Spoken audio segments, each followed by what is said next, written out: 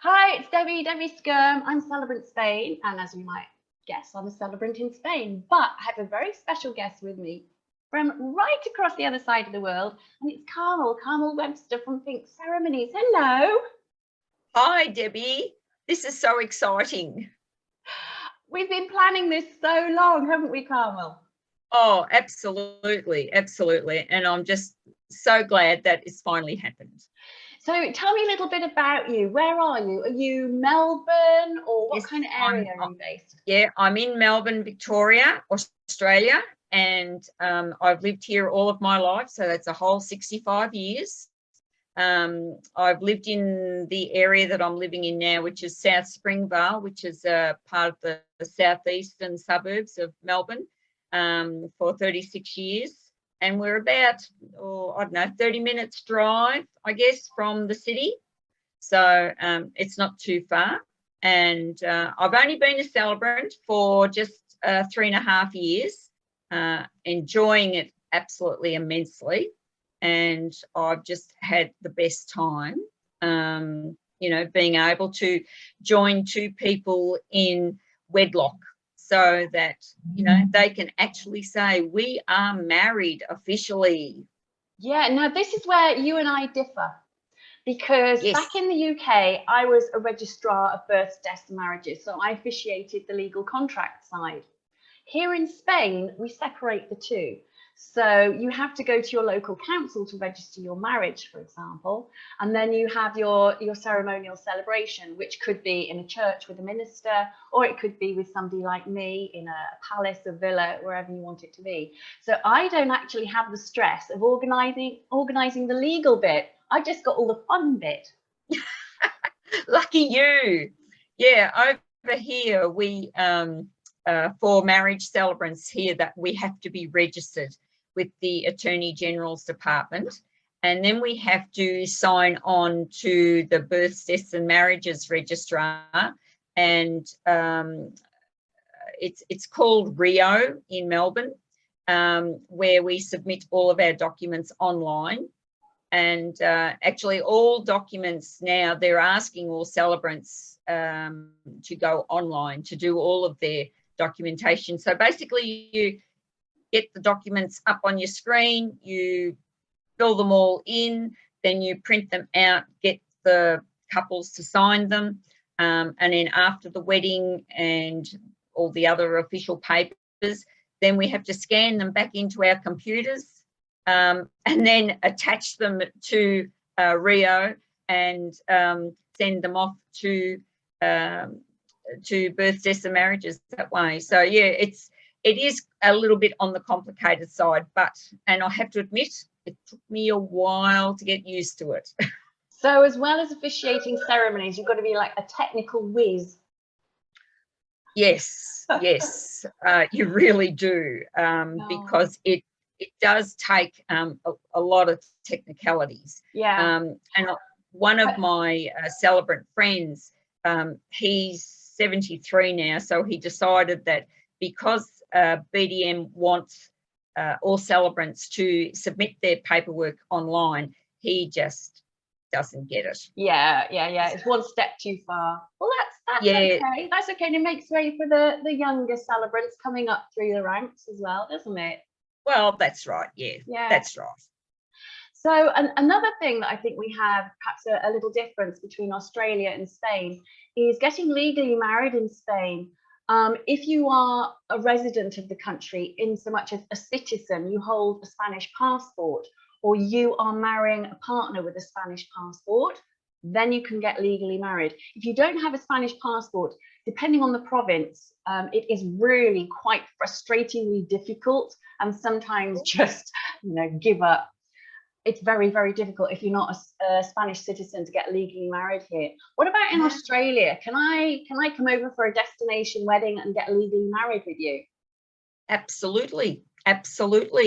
So it doesn't matter where in the world you come from, you can come to Australia and be legally married by a marriage celebrant. So it wouldn't matter what country passport that you have. The only difficulty in saying that would be the fact that you need to have your NOIM, which is Notice of Intended to Marry, signed and witnessed by a notary. And that would be, I don't know, a consulate member. A nominated official, somebody. Yes, Yeah. yes. Okay. Yeah, doctor, dentist, that sort of thing. So, yeah, so you have to be a notary to be able to witness and sign that document, and then that needs to be emailed to your celebrant in Australia. And then once we have that, we have to wait 1 month prior. So basically the day we get that email is the day that the 1 month starts. Okay. But presumably that if couples are interested in getting married in Australia with you, they can just contact you and you've got information you can send them. You must have taken so many couples through this process already. Absolutely. Yeah. Absolutely. Yes. So now, I'm you're sitting here all in the pink, and you're always in pink. You're like pink everything, and your yes. pink ceremonies. Where did your Yes. pink branding come from? I mean, it's really great. Where did it come from? What's the inspiration? Well, look, basically I have been a bit of a pink person for quite some time, to the point that I have a was it Yamaha Majesty motor scooter 400cc, and I even got that sprayed pink when I bought it. So I bought it brand new, and before I got to ride it, it was taken up to the spray painters to get sprayed pink. So that was, that was a big thing to me. And I've got even pink riding gear. So I got pink camo pants and pink jacket, pink helmet, pink riding boots. Everything is pink. So when I decided I was going to become a marriage celebrant, and we were asked to think of a name for our business name, and I thought, well, might as well be Pink Ceremonies, because everything with me is just pink. So I have to admit, I've gone full out on the whole pink business now since becoming Pink Ceremonies. Yeah. So do you always wear pink to your ceremonies, or if somebody asks you to wear another color, will you blend in? No. I think once you're pink, you can't go back.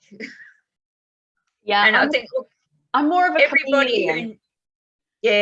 everybody who knows me, and even comes to my office, like, apart from having green curtains in my office, which I haven't got around to changing yet, everything else in here is pink. So, I've got a pink couch, I've got pink covers on everything. So, yeah, pink flowers, and yeah, everything is pink. Even we had an emergency baby naming on Saturday night, and only found out at 1 o'clock on Saturday morning to do a baby naming. And my certificates are pink, but this was for a boy. So this is my certificate. Oh.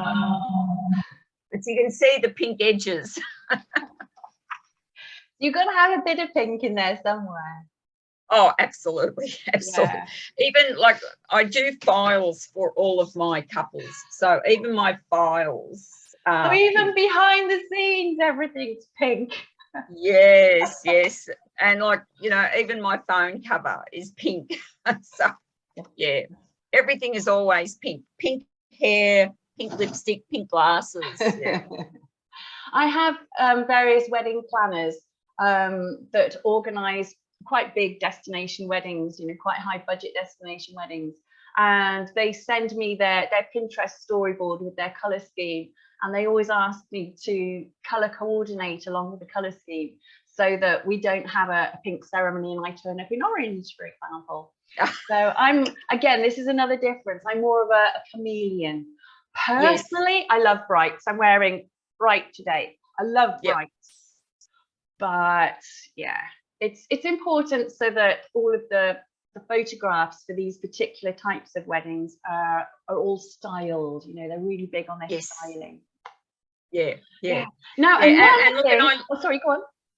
I love what you wear in your weddings. Every time I've seen your pictures with your weddings, you always look so beautiful. Oh, And one particular dress that really stood out, it was multicolored and it was really bright. I love thought that that dress. was lovely. I know exactly the one you mean. It's really bright, really, really bright. And I love to wear I've got some rainbow earrings, so I usually wear those with my really bright clothes. But I get all of my dresses, well, the vast majority of my dresses, I get on eBay. So I buy them secondhand. So, wow. Yeah, so I've got a lovely, great big wardrobe full of dresses that have cost hardly anything. So that's good. And it's great for eco weddings too. Yeah, I'll say that's really good. I like that idea.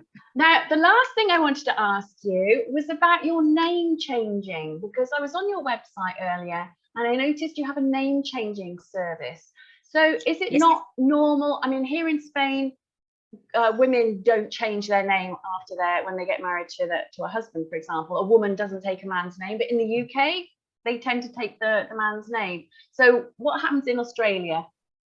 Well, in Australia, we have a thing called easy name change.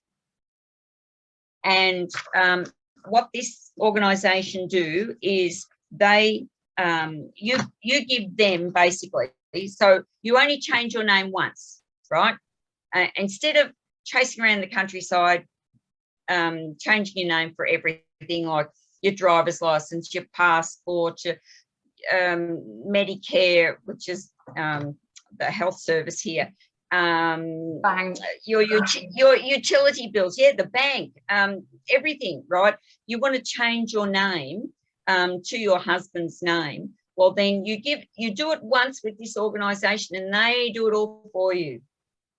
And it just makes it so much easier to apply to get your name changed, instead of having to wait for your marriage certificate to arrive, which usually takes about 28 days for it to arrive to you after the ceremony. Then what happens is you can just go and change it once with this organisation and they just take care of everything.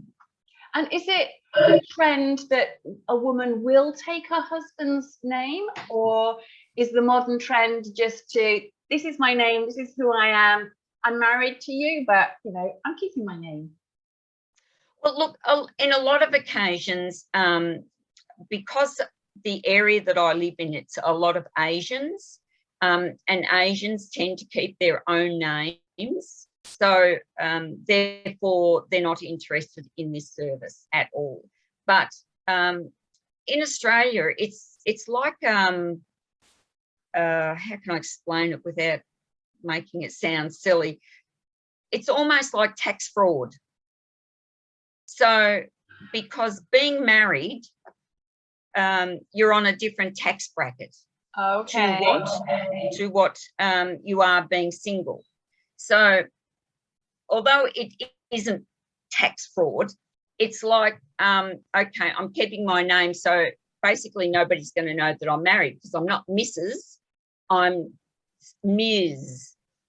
And so what they do is they tend to try and escape the loophole of taxation. So I suggest to people that not in a heavy way, but I suggest that it's always nice to be able to take on your husband's name, because if you love them that much and you want to get married, what's the issue with changing your name? So I'm sorry, but maybe I'm old-fashioned as well, because, you know, I think, you know, you get married and you become the other half of your husband. And, or they become the other half of you. The bloke can always change his name to the woman's surname. I can hear all the people screaming at the screen now, you know. Yeah, look, it really doesn't matter. No. But like, some people do like to change their name to their husband's name. And I was actually very shocked. I did have a Chinese woman contact me recently. They've had an issue with their marriage certificate, and of course the BDM won't talk to people just off the street.